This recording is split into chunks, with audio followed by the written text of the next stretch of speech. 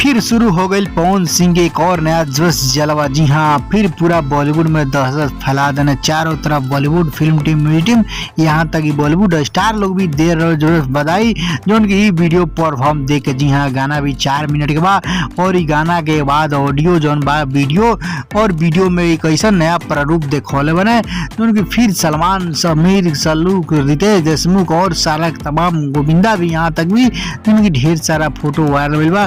उनकी वही मीडिया सूत्रों द्वारा बड़ी खबर आ रहा बा। फिर पवन सिंह जी चैता गाना सभी स्टार लोग के दीवाना कर दिल बा। जी हाँ, तो आप लोग को पता बा पवन सिंह जी ऐसा कोनो गाना ना होके तो उनकी बॉलीवुड स्टार लोग सुन लो और दीवानगी के हद पार ना कर लो।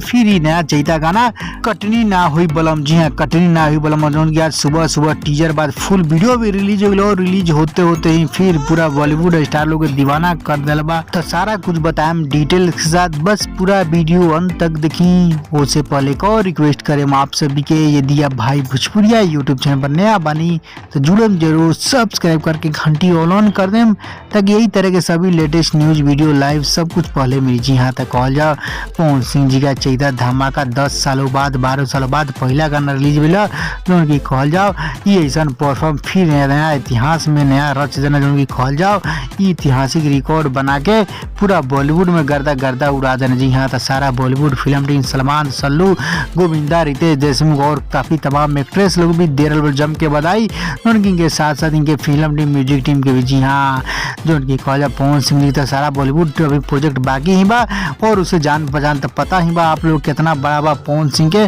और वह पता भइले के बाद जब इंटरनेट पे रिलीज वाली गाना आज भोरे तो दहशत फैला देगा गर्दा जितना घंटा उतना लाख व्यूज ज्यादा। जी हाँ, अभी तो सिर्फ वीडियो क्वालिटी देख के सारा दर्शक लोग दीवाना हो गए। म्यूजिक टीम कोरियोग्राफ इतना तगड़ा बा, सारा लोग क्रेडिट थैंक्स पवन सिंह जी के दे रहे बोलो कि पावर और लुक फिर में देखे बने। जी हाँ, जज्बा पवन सिंह जी के जारी बा।